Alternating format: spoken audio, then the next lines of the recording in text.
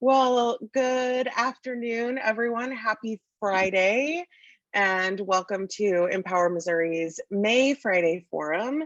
If this is your first time joining us, we uh, hold a monthly Friday Forum. These are our online educational events that happen 9 months out of the year. We take a break in the summer, so this is our last Friday Forum of the spring before we move into our summer break. And then we will be back in September with a brand new series for all of you. So hope that you all are in that big summer energy sort of place moving into Memorial Day weekend next weekend. I know our team is getting excited for that break after a particularly busy session that yielded particularly few results, but I'm getting ahead of myself here. So I am going to go ahead. It is our tradition at Empower to spend about the first 5 minutes of these calls in breakout rooms so that our guests can get to know each other. So we will be putting you into breakout rooms here momentarily. If you're with us for the very first time, the goal of these rooms is really just to get to know some other advocates across the state who you may not have ever met before. So you are going to be just automatically bumped into a room where you can introduce yourself, get to know where each other works. And if you have any insights to share with each other from session and the work that you've been doing, please do that. And then we'll come back and we'll kick into the formal program. So I'm going to send everybody out now, and we will talk to you in a little bit. Enjoy connecting. All right, we're starting to have people come back from breakout rooms. We're going to give everybody the full 60 seconds till they get booted out. So hope you had a nice time chatting with some peers from around the state. Hope you got to make a new connection or two. But we are going to get rocking and rolling here. We've got about 30 seconds till everybody is back. All right, welcome back, everybody. I hope you had a good chat with other advocates from around the state, got to make a new connection or two. It's always a fun part of these calls. It's really great to see you all here today. Hopefully, for the many faces I've seen of folks who actively work in the Capitol, I hope you all have had a restful week and have gotten to catch up on sleep and sanity since the end of session. We are going to kind of jump right in to our program here. I'm going to go ahead and share my screen so you can see our slides.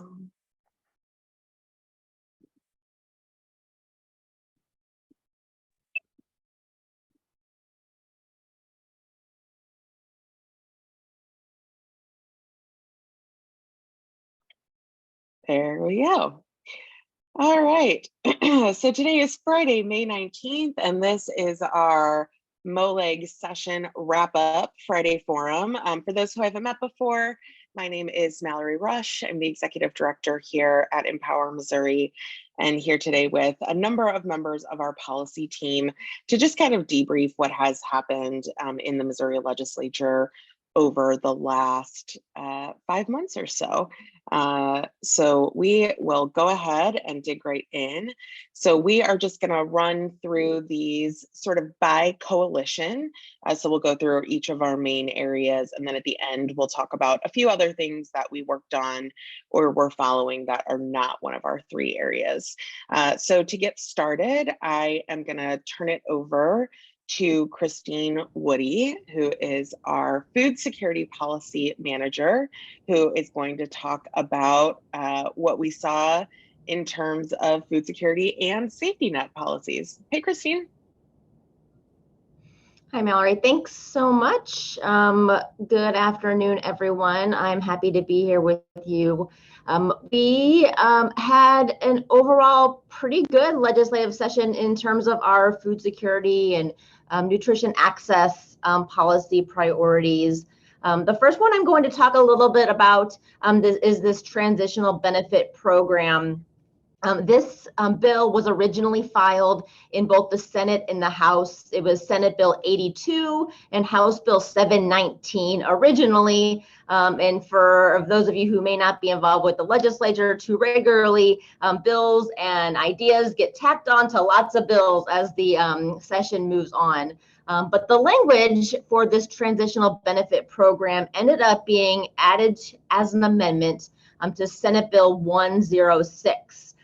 We're going to talk more about this bill further on in our discussion today. But one of the amendments that did get added before it finally did pass and got headed to the governor's desk is the language that creates this transitional benefit program for our child care assistance, our TANF, which is the temporary assistance for needy families, and our SNAP, which is the supplemental nutrition assistance program. The way that many of these programs work, right, is there's like a top income limit. Once you hit that income limit, you lose the benefits. And many times this loss of the benefit is really a detriment to someone getting a raise or taking a better job or taking more hours because they're concerned about losing that benefit. Senator Mary Elizabeth Coleman is the one that kind of came up with this idea of this filing language about this. The language states that this would be a state-funded transitional benefit pot of money, right? So as individuals reach the top income limit in these programs, there will be a state-funded benefit that will extend these programs out to a further income level than what currently exists in the law. The language is great. It's a wonderful idea. But yet again, the work isn't going to end, right? This bill's passed. It's hopefully going to be signed by the governor. But at this point, it still needs to be funded. So our fight will continue next year to make sure that there is funding for this transitional benefit program in the budget. So this is just one step in the longer advocacy process to creating a transitional benefit program, but it's one great step, right? So this idea that we need to fund these programs, help folks continue to progress in their income and their careers without losing benefits is a great idea, and it got a lot of people talking, and it was passed. But yet again, it's not the end. We have more work to do on this program that will continue next year in the budget. I don't know if you want me to take questions on each of these individually, Mallory, or just do the whole thing and then have questions at the end, whatever you think is best. Yeah, I think we can wait till the end of each section, but if you've got a burning question, feel free to drop it in the chat. We've got some staff monitoring the chat too. Okay. Awesome, thanks. All right, the next slide is also language that was added on as an amendment to Senate Bill 106. Additionally, this language was in those two original bills that I had mentioned at the beginning. This also came about Senator Mary Elizabeth Coleman. Many years ago, she took what's called that food stamps challenge. Many of you probably have heard about it. It's where individuals live on a food stamps budget for a couple weeks to get the sense of what it's like. I mean, there's lots of problems with that, right? But Mary Elizabeth Coleman did take that, and she really changed the way she viewed a lot of these things. One of those being, as an attorney, she decided to go online and apply for SNAP to see what it would be like, and she could not do it. It was pages and pages of documents and questions and duplicative information and all of these things that was very complicated, and she decided that it should not be that difficult to get on these programs. So yet again, she added language into her original bill that got added to Senate Bill 106 that requires our Department of Social Services to make any initial application for these benefit programs to be one page and easily accessible by the Department of Social Services website. So yet again, I think implementation of this specific thing is going to be a challenge, right? I'm not sure you can really just be one page. There is information that needs to be on there, all of that. But I think the idea of making these benefit applications simple, easy to understand, and easily accessible is the right idea. And getting it passed and signed by the governor is a huge first step to really making some important changes. So yet again, this was added. and it was passed, and it's going to hopefully be signed, but there's a lot of work that we need to do to follow up to actually make the implementation happen. But both of those things are great ideas and great movement, and getting them passed is huge wins for our coalition. And then we can go to the next one. So we were also able to defeat quite a few things. So a lot of our work over these last few years have been more on the defense side, right? So there's a lot of conversation and discussion and work on making these benefit programs more difficult to access, harder to keep, harder to be able to get benefits that actually help your family. And yet again, this year was no different. There were quite a few bills that were filed to make these programs more difficult. One of those being increased work requirements for the SNAP program, increased documentation of work for the SNAP program, the idea of limiting individuals' ability to access cash from their TANF benefits. These were all filed. And this year, they did not move very far at all. I mean, I think they had hearings, but they were not passed, did not get to the floor. There was not debate, which I think is a testament to the advocacy and the education that we've done on these topics with legislators. When we're working with legislators and talking about the specifics of these two concepts specifically, I think they're getting it, that it's not the way to regulate these programs and limit these programs. So I think not having either of these bills move very far was because of the testament of the education that we've done on them. So also great job to everyone in our coalition. There were quite a few priorities that were filed, and we have started to have conversations on, but sadly did not pass. And they will be continuing on our list of priorities for the coming years for our food security coalition specifically. This first one, I am heartbroken that we did not get across the finish line. This is a piece of legislation that we have been working on I've been here for 16 years, and I've been working on it for 16 years.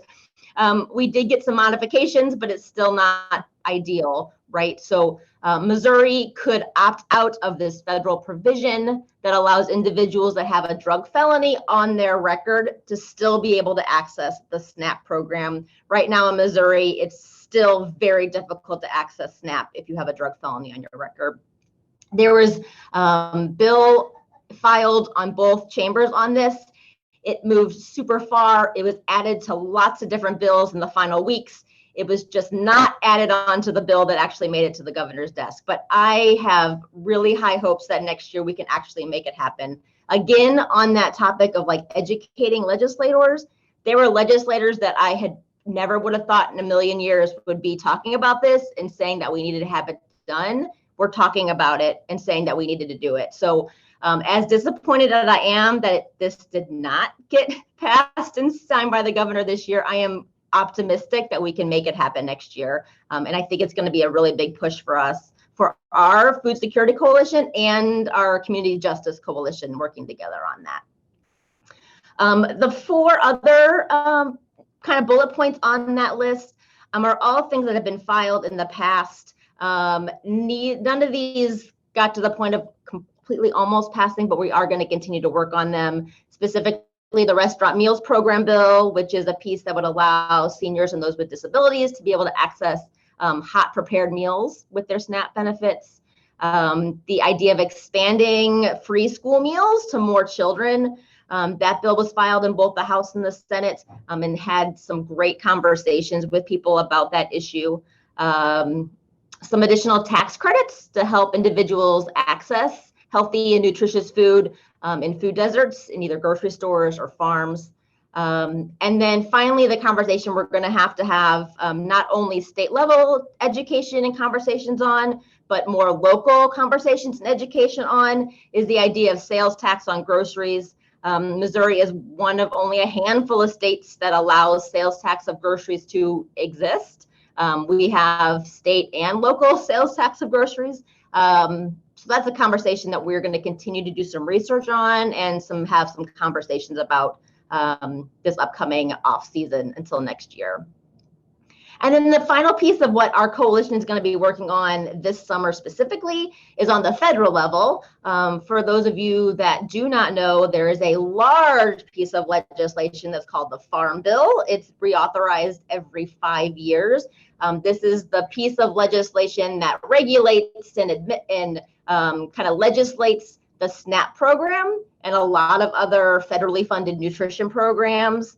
In addition to that, there's a whole slew of things that regarding agriculture and conservation, and all of those were in this one huge piece of legislation that has to be reauthorized this year. So this is the summer to do advocacy and education and policy work with our congressional leaders. So we will be spending a lot of time this summer having those conversations with our members of Congress about the Farm Bill and hoping to protect and strengthen the SNAP program on the federal level.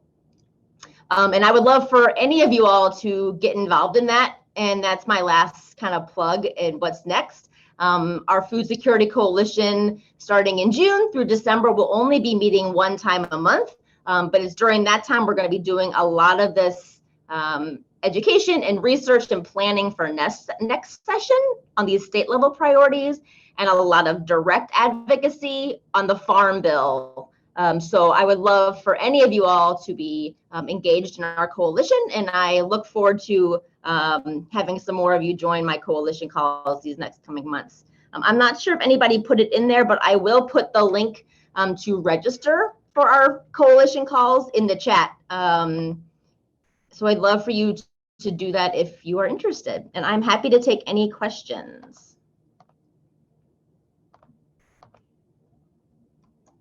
Christine, it does look like there's a couple of questions in the chat. One is, would the transitional benefits program be activated during the recertification period for these benefits?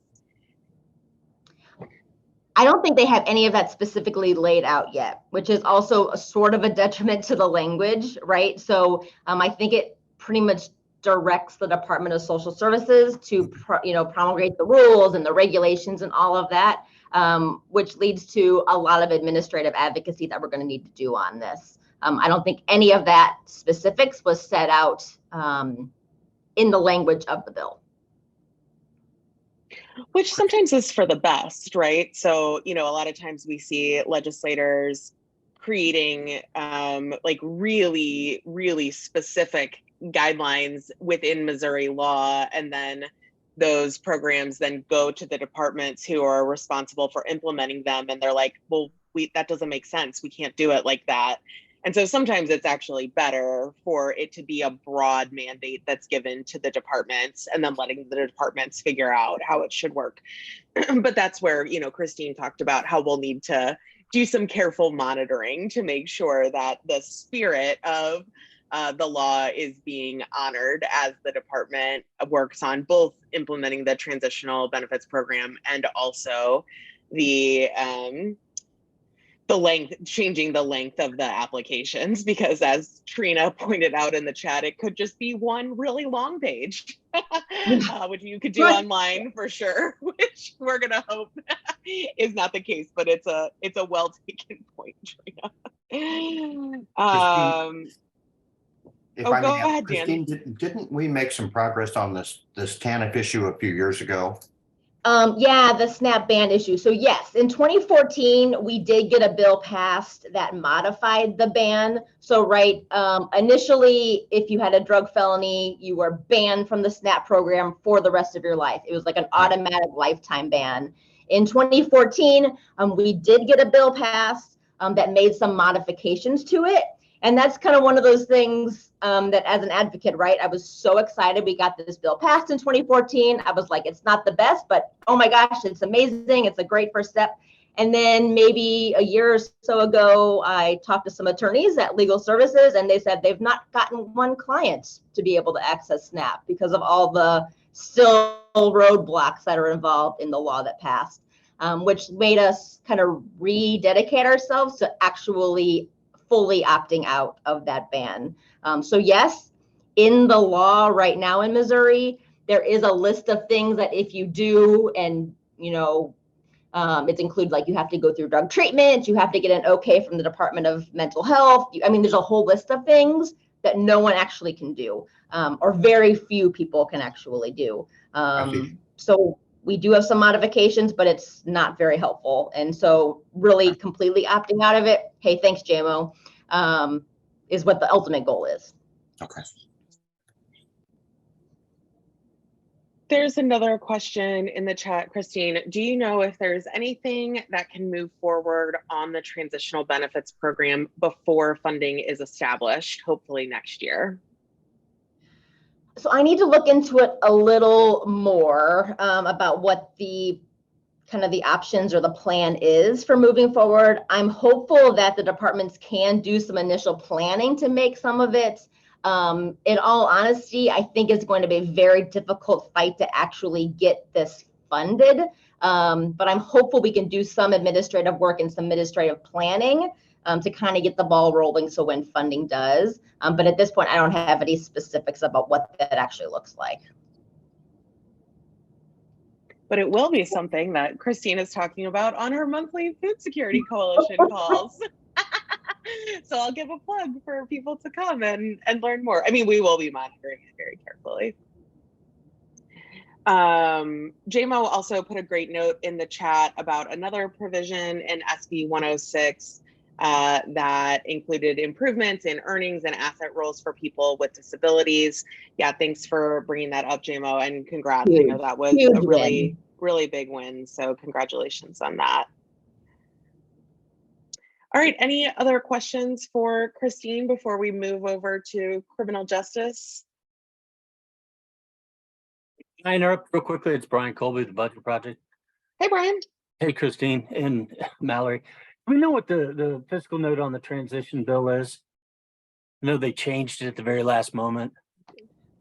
I, off the top of my head, cannot tell you what the final one ended up being. No, they did make some modifications to like the income limits of how much it was. And honestly, there's a lot of problems with the fiscal note. So yeah, I can look it up and tell you what the number is, but I honestly don't think that's actually what it's going to cost.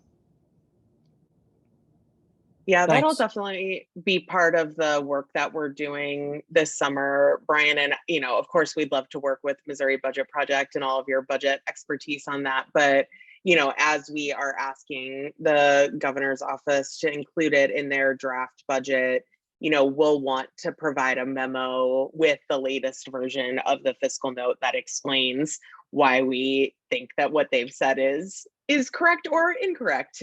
So, well, that's definitely a thing we're going to be working on over the summer, and we will definitely be in touch with you all about that.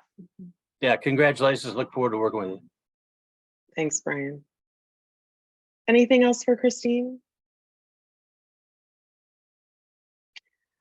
All right, so we are going to shift over to talking about the work of our wonderful Community Justice Coalition. Unfortunately, Gwen is out today. Well, unfortunately for us, fortunately for Gwen, it's actually Gwen's birthday today. Happy birthday, Gwen. If you know her, shoot her an email and say happy birthday. I'm sure she'd love to see that when she gets back on Monday.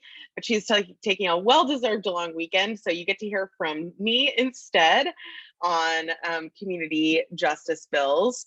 So essentially, two pretty large pieces of criminal justice legislation passed on the second to last day of session last Thursday. The one with the most consequential language was SB 189. Interestingly, the original underlying bill of SB 189 was something that we honestly didn't really care that much about. It had to deal with law enforcement animals, but sometimes you never really know what the vehicle is going to be for these types of things. So this ended up getting loaded up with a number of our priorities. So I just want to quickly take folks through sort of what we see as some of the most important things that got added to this bill. So first, there are two different provisions that ended up in SB 189 around curbing failure to appear arrests. So right now, a person can end up in jail if they have an unpaid traffic ticket. Warrants can be issued for your arrest for that. Or if you missed a court appearance for a minor infraction, a warrant is automatically issued for your arrest. SB 189 bans the use of arrest warrants on any infractions, which includes traffic tickets, certain traffic tickets. So instead of issuing an arrest warrant, the courts will now issue a notice to folks, and any unpaid traffic tickets or fees are going to be forwarded on to the DMV for collection at the next time someone goes in to renew their vehicle registration or their driver's license. We're really excited about this. We think it is going to prevent literally thousands of Missourians from winding up in jail, really just for an inability to pay tickets or tickets for traffic offenses or other very, very minor nonviolent offenses. So we think this is very, very important and good legislation. The second sort of set of provisions that were included in SB 189 have to do with wrongful convictions.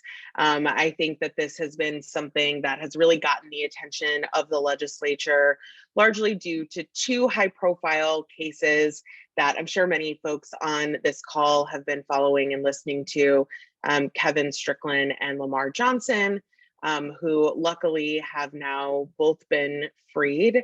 But there were not really great provisions in Missouri law that made it very difficult for both of them to obtain their freedom. And so some changes in the law were put in place to help in cases like this and in other circumstances around wrongful convictions. So a couple of those things. One is that it actually establishes a conviction review unit in order to investigate claims of innocence. So I think that is going to be a really important body for the criminal justice system to have in the state of Missouri.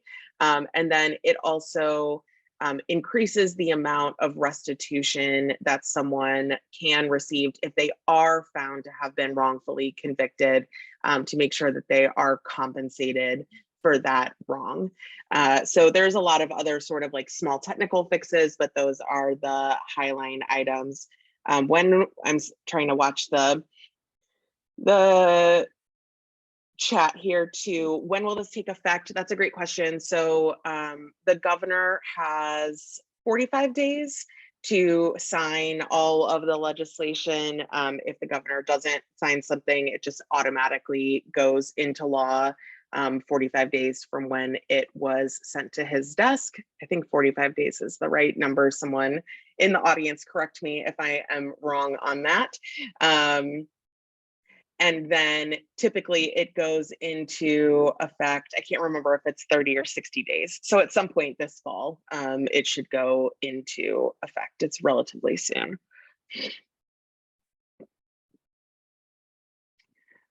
Drug policy changes. So something that we were really excited to see passed, an effort that was led by our partners at FAM, Families Against Mandatory Minimums, was that we have finally ended the sentencing disparity between crack and powder cocaine.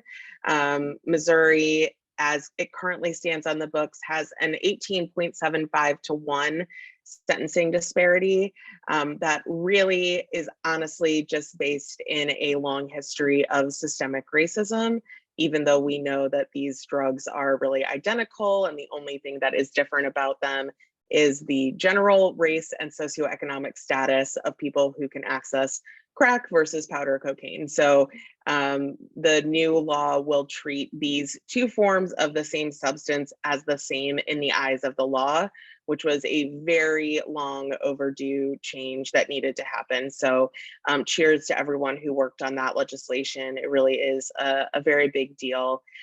The other thing that it does, which I thought was really interesting, I didn't know that this was actually a problem in Missouri, but we have had some pretty strict laws that have put limitations on manufacturing, possessing, selling, delivering, or using any form of testing to determine the presence of fentanyl in drugs. And as I think everyone who follows the news knows, we've had a big problem in this country with other drugs being laced with fentanyl that are coming from different sources or different cartels.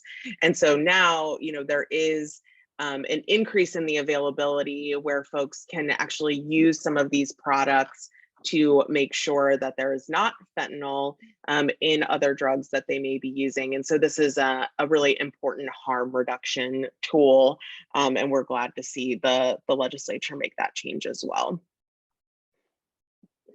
There are some key changes that have been made to the petition-based expungement process. You can see those here. Basically, it eliminated the filing fee. It created some new paths for expungement for folks who had sort of what we're calling under the law, an extended course of criminal conduct. So either a number of offenses that happened during the course of an addiction, or as things that were done as sort of youthful indiscretion. So if someone was in a bad pattern with the law between the ages of 16 and 25, if they have no criminal charges for a 10-year period, they can apply to have all of those offenses expunged. And finally, it increased the lifetime limit on expungement from 1 to 2 felonies and from 2 to 3 misdemeanors. We think that all of these things are great. However, we know that it doesn't matter how many changes we make to the petition-based process.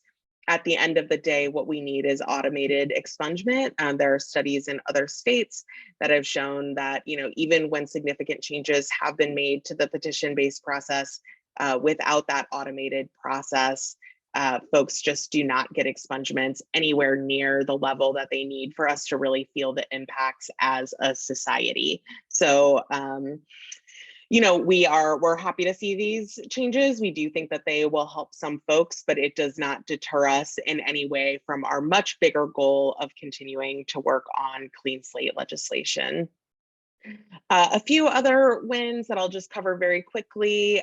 Jail time credit is something that folks have been working on for a couple of years, essentially working to ensure that folks are getting that credit for time that they spent incarcerated after an offense occurred, but before their official sentence began, so that time is deducted from their prison sentence, since they have already been punished during that period that they spent in jail.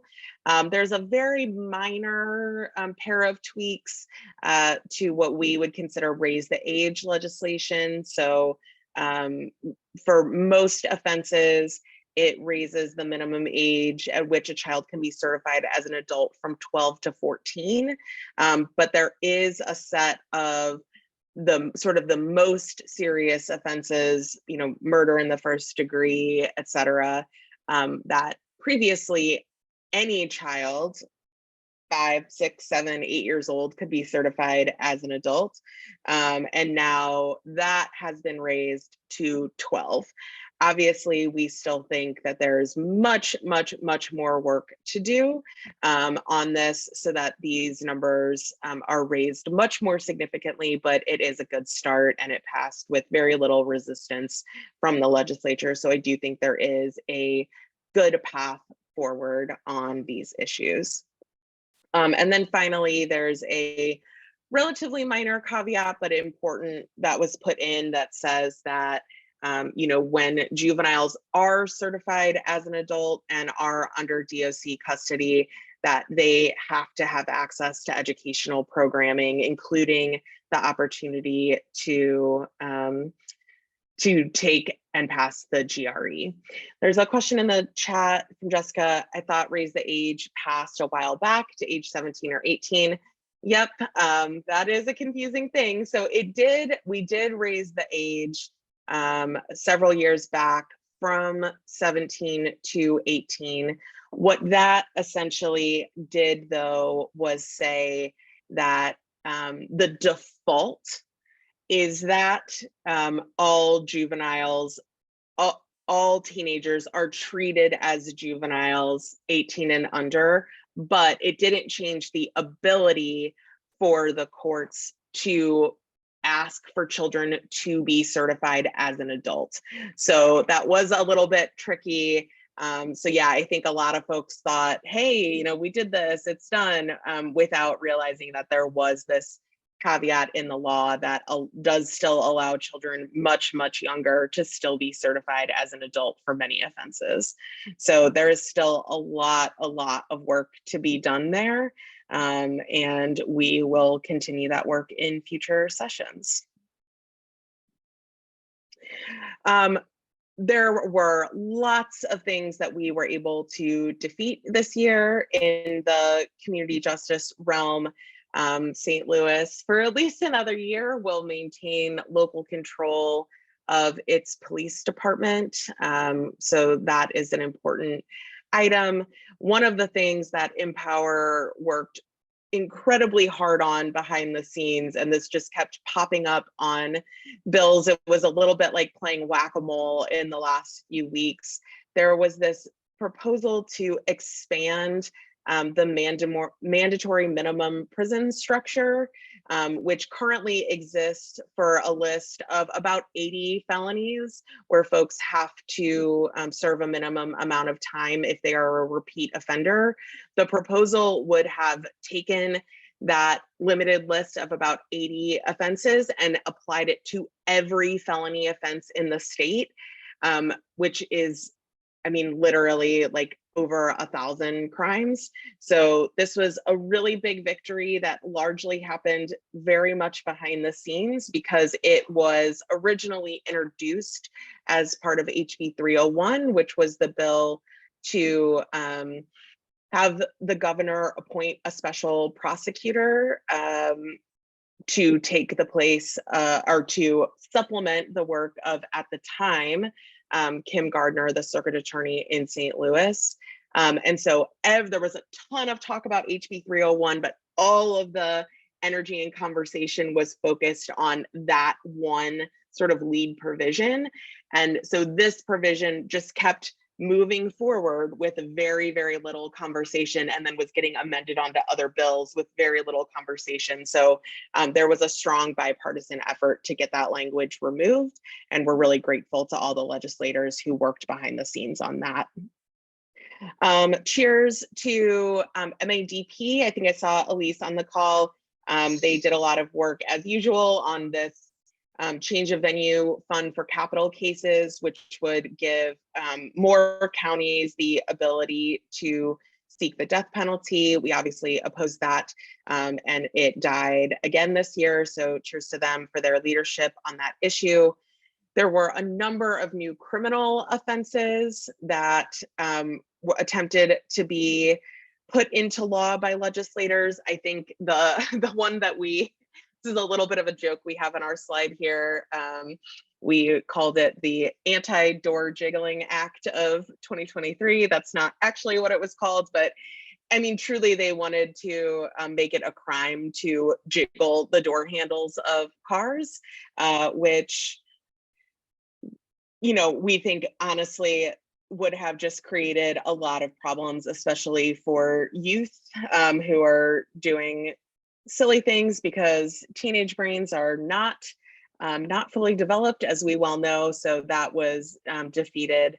And then finally, for the second year in a row, we sort of at the last minute defeated this provision that is not considered, it's not been added to criminal justice legislation. It's been added to insurance legislation that would have created the Motor Vehicle Financial Responsibility Verification Enforcement Fund.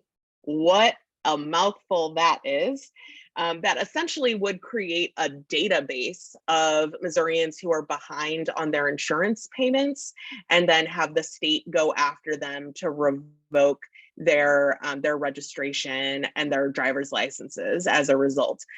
We think that this is incredibly harmful legislation for people who are living in poverty, who are trying to keep up with insurance payments, but may temporarily fall behind. So we fought really hard to get that removed, and we'll continue to fight against that in future years. And then two things that we did ultimately lose on that I think we'll really have to keep a close eye on the implementation of. So first, for several years, the Missouri legislature has been trying to expand the definition of a persistent offender, which is a classification that includes enhanced sentencing provisions. So if you are labeled as a persistent offender because you've committed multiple crimes, that means that you are going to ultimately get a longer sentence. But which, you know, people can debate the merits of that. We could have a much longer conversation about if prison is actually a deterrent. I think we would argue that it is not, but that's a conversation for another day. But now that is the definition of persistent offender has been expanded to include anyone who was convicted of a dangerous felony, even if it's their first offense. And that continues to not make sense to us because that's not what the word persistent means. But nonetheless, that is what has been passed into law. We'll be watching it really closely to see the impact. And then unfortunately, a few years ago, there was a bill, a really great bill passed that created new parole eligibility for individuals who were convicted as juveniles. That says that after they've served 15 years of their sentence, they have to get a parole hearing. Not get parole, just get a hearing to see if they're eligible for parole. And this new language says that they are minors who were convicted in this way are not eligible even for that parole hearing if they were convicted of second-degree murder. First-degree murder was a carve-out in the original bill. This added second-degree murder. This only is going to impact a couple of dozen folks who are currently in prison, but we know that this is just really devastating for them and their families. And so we'll be looking to see if we can get that overturned in future sessions. What's next? So Community Justice Coalition will be continuing to work on Clean Slate and pushing towards that automated expungement. There is some good time credit provisions that we really want to see that would award time served credit for completing certain educational or rehabilitative programs. We're still working on this little bill in partnership with our friends over at Missouri Appleseed that would limit the cost of phone calls in correctional facilities, specifically jails. The cost of phone calls is already regulated in prisons by federal law, but that is not regulated in jails, and sometimes the cost is just absolutely absurd. So we'll be continuing to work on that. Automatic discharge after 2 years on probation. We think that's really important, especially because we know that folks really get loaded up with fees while they are on probation. We really thought that voting rights restoration was going to come through this session. It unfortunately did not, but we will look at that.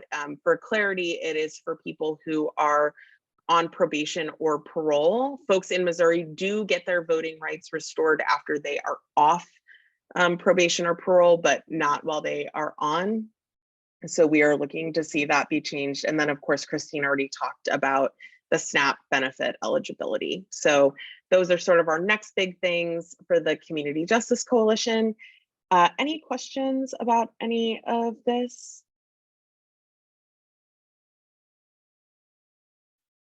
Question, will felons ever get a chance to vote? So currently in Missouri, those with felony convictions can in fact vote once they have finished their parole.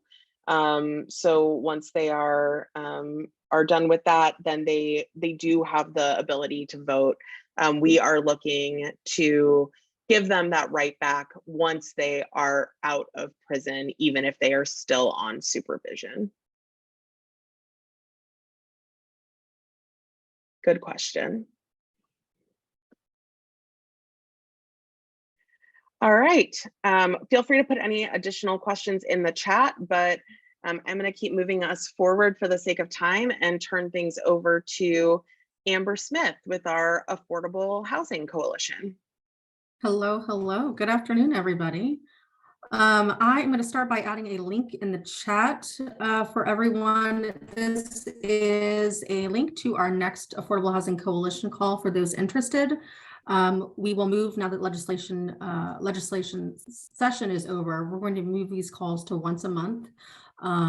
So the fourth Friday of the month from 2 to 3 is when those will take place. There's no need to register, and you can find the link in the chat for that next meeting. So to begin with, the affordable housing bills that we follow, there was around 35 to 37 of them. And the ones that we're going to talk about quickly are just ones that we felt, had the most movement and were moving forward rather quickly. So there's a couple of different eviction bills that we were following, SB 222 and HB 730. We did provide testimony on HB 730. And these bills individually would have prohibited local officials. So those are officials in counties and in cities from enacting their own eviction moratoriums during times of public health crises and or national disasters, reserving this power for the governor. So neither of these bills passed, which is a small victory for us.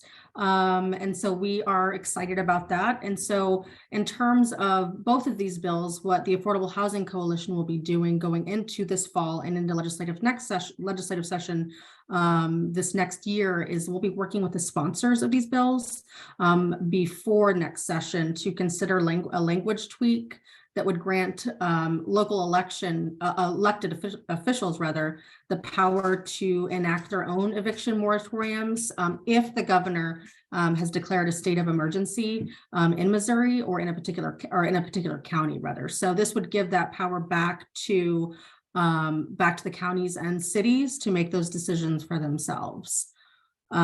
So we, like I said, will be following those and have updates for our Affordable Housing Coalition. There were several bills that dealt with circuit breaker taxes. Several of them were filed to update and expand that circuit breaker tax credit. And the reason that these are so important is that it's an important housing affordability measure for seniors as well as individuals who are living with disabilities. And the reason that there was so much focus on this one, especially with our week of action that happened, is that it hasn't been updated in 15 years. And I'm sure, as we all know, in these last 6 months or so, inflation has been really bad for not only citizens and people of Missouri, but everywhere in the US. And so what has happened is that circuit breaker tax isn't as impactful as it once was. So that's the reason to be updated from 15 years ago. And so what's really important, especially for seniors, is the ability to age in place if they want to. So this would allow seniors to make those choices for themselves and then further not strain nursing homes and assisted living facilities. So this is really giving power back to those who want to stay in their homes. And many partners across the state in Missouri will also continue to work on this issue next session, but this will be one that we focus on too. And so in terms of what is next for the Affordable Housing Coalition, quickly, we are looking at language around passing source of income protection laws. So a source of income protection law would allow somebody who's applying for an apartment, for example, to use child support as an income source as opposed to just income from a job. And the next one that we are going to be focusing on is potentially getting Missouri back into compliance with the Fair Housing Act, which we have not been in compliance with for a few years now. V&I will also be looking at regional tenant right to counsel provisions. This is something that we're looking at in St. Louis currently that'll be reintroduced here shortly with the Board of Aldermen. We will also be looking at increasing the funding for the Missouri Housing Trust Fund, which is an important piece, important place that we can take money from to use for affordable housing projects. And it allows you to use money a little bit more freely than you would normally. So that's been really helpful for a lot of people in the community. We are also looking to pass legislation that would allow counties and cities to create land banks throughout the state of Missouri without having to go through that legislative process, which is what they currently have to do. And then finally, I mentioned this, but the last piece that we're going to be looking at is updating and expanding that circuit breaker tax that I spoke about on the last slide. So these will be things that we're working on throughout the summer, doing a little bit of research, as well as writing some legislation writing some policy legislation, and then talking with some lawmakers to tweak some other things. I encourage you to join our Affordable Housing Coalition call and be a part of this. Thanks so much, Amber. Any questions for Amber? You're welcome. Sorry, that was quick. I know we don't have a lot of time here, so I want to be a little quick with that. Yeah, no, I appreciate that. All right. Well, if you folks do have any questions, feel free to drop them in the chat and we can respond there. But I'm going to move us forward just because we are running short on time. We'll probably run just a few minutes past 1, but obviously anyone who needs to jump off to get to another call, feel free to do that. I am going to kick it over to our policy director, Holly Honig, to talk a little bit about postpartum Medicaid expansion. Yeah, hey, thanks, Mallory. So the issue of extending Medicaid coverage for postpartum women from 2 months to a full year was quite a roller coaster this session. The language that was ultimately landed on was indeed the clean language that would not conflict with federal guidelines, meaning its implementation shouldn't be hindered. A little bit of background. Until now, the income threshold for a pregnant woman has been set at a limit that's intended to make it a little easier for her to access Medicaid. And so that ends 60 days postpartum, which means that many women who have qualified for the program while pregnant are then cut off 2 months after giving birth, leaving them without health insurance, leaving them without support or coverage to deal with the variety of serious challenges that new moms face, things like lack of sleep and fatigue, physical pain, breastfeeding difficulties. The list goes on and on, very long list of postpartum challenges that people face. So this is truly life-saving legislation. Missouri has one of the highest maternal mortality rates in the country. 80% of pregnancy-related deaths occur postpartum. And this is also an important piece of equity work and harm reduction in our Black and Brown communities, where postpartum mortality occurs at a rate 4 times higher than our white communities.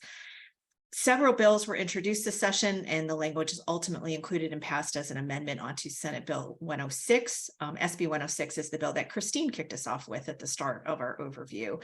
All in all, a huge win for Missouri, and thank you to the folks who are on this call in our coalitions and the larger advocate community for their work on this.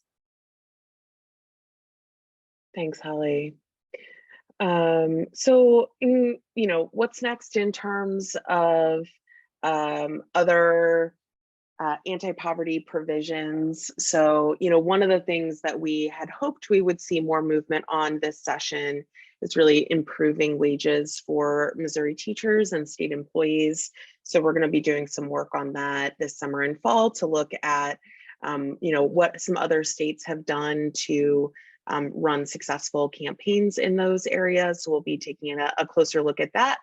And then we're really excited to support our colleagues at Missouri Jobs with Justice and some other organizations who are going to be working on gathering signatures for one or more initiative petitions this summer and fall to raise Missouri's minimum wage again. And I don't know that they have actually decided the final version that they're going to move forward with. There were a number of versions filed with the Secretary of State's office, but some of the provisions also look at providing earned paid sick leave and paid family leave to workers. So we're going to be excited to work with them and help to get the word out across the state and help to gather signatures for those initiatives, which are really important anti-poverty provisions statewide. Do feel free to drop any other questions in the chat, but I'm going to speed through our last couple of slides here because I know we're losing people by the minute who have to go to other calls. One thing I just wanted to call attention to is that I don't think we can talk about any victories that happened this session without also acknowledging the really huge defeat that I think the advocate community in general is feeling around the bills that passed around trans youth sports and healthcare for trans youth. We did not engage directly on these issues during session because we had peer organizations who were leading really strong opposition campaigns, but we are, of course, mourning the passage of these bills and standing in solidarity with families who will be impacted by these new laws. Our advocacy director, Sarah Owsley, wrote a really phenomenal piece on this that is published on our website and in our newsletter today. I would strongly encourage you to read it. Perhaps one of my colleagues can drop the link to that in the chat so people can access it. You know, it's one of these really honestly sort of crazy things. I personally never really understand the youth sports things because I think that youth sports are not a thing that the legislature should be concerning themselves with in general. And also there are currently less than 10 children in the entire state of Missouri who are playing on gendered sports teams whose gender didn't match their birth certificate. And there are already extensive laws or extensive rules governing that both at the college level through the NCAA and also the Missouri High School Sports Association. So there are great links that tell you more about that in the piece that Sarah published today. And then, you know, on the trans healthcare issues, you know, we feel really strongly, not just in this space, but in any space, that medical decisions should always be left to experts, the FDA, doctors, and individuals and their families who are seeking medical care. We don't think that the legislature has any place to be, you know, legislating what sort of medical treatments can be provided to anyone. We think that's really, really out of line for them to be involved in those sort of decisions. So we are going to be keeping an eye on the implementation of those bills. We think it's very likely there's going to be court challenges here, either at the state level or eventually at the federal level, and we'll be watching those carefully, and of course following the leadership and the guidance of our peer organizations who were leading on the fight to that. So to learn more about that, definitely tune in to our friends at Promo and the ACLU, who I know are both working really hard on these issues. And then last but certainly not least, we did manage, I'll end on a high note, we did manage to protect the initiative petition process for at least one more year. The attacks on this process have only been escalating over the last few years, and we are very sure that we will see them back next year. These changes that the legislature has been seeking to make are very unpopular with Missourians. We've seen a number of polls that say that Missourians don't want changes to the initiative petition process, which is enshrined in our Constitution. And so what we saw this session is that lawmakers sought to hide the true intention of these bills behind ballot candy. And that was such a frustrating thing, right? I think, you know, we obviously really want to see, you know, lawmakers put forth earnest and honest proposals to voters, and that is not what this was. And it was sort of shocking, I think, to a lot of advocates in the press conference that he gave on the final day of session. Speaker of the House, Dean Plocker, essentially said that the entire reason that they're doing this is that there's going to be a ballot initiative next year to allow at least some access to abortion in Missouri and enshrine that in our Constitution. And he said, you know, we think it's going to pass. We're very sure that it will pass, and we can't have that. And that was just such, I think, a shocking thing for people to hear a legislator say, that, you know, they just outright want to undermine the will of the people. And that is so devastating and disappointing to hear. So we're just going to have to be increasingly vigilant in the year ahead. If they do pass a similar package in 2024, we will have very little time for a public education campaign before voters see this on the ballot next fall. So if I have one ask for you all following this, this conversation, is just spend the summer and the fall telling your friends about this set of attacks. Amber, can you maybe drop the link to the IP weekly perspective as well in the chat? Pull that up, keep it open on your screen, and just remember to talk to your friends and family members in Missouri about this issue so that when it does probably ultimately make it to the ballot, we have some just really informed voters who know what they're voting on when they're making this decision. And that's it. Thank you for those who stuck with us for the full 8 minutes past 1 o'clock. Our next big event is our Advocacy Awards Brunch, which will be happening on Saturday, June 24th in Kansas City. If you're in the Kansas City area, please do come out and celebrate the work of some really incredible advocates who are celebrating from the western half of the state this year. All of our awardees came from the Kansas City and Springfield areas. Amber has dropped the link in the chat where you can see our full list of awardees and register for the event. We would love to have you there. Here's our social media links, which I will leave up to the end here, just in case you're not already following us. We'll be promoting lots of information here in the coming months as we both work on policies ahead of the FY24 or the 2024 legislative session, and also to let you know who and when our staff will be hitting the road. We spend a lot of time in the summer and fall traveling to communities around the state to meet with advocates and organizations and lawmakers, and we want to make sure that you know when we're going to be in your community. So follow us and we'll tell you more. And with that, I will send you off to your Fridays and your weekends. It's so great to see all of you. Thank you for coming. And we look forward to talking with you again soon. Have a great day.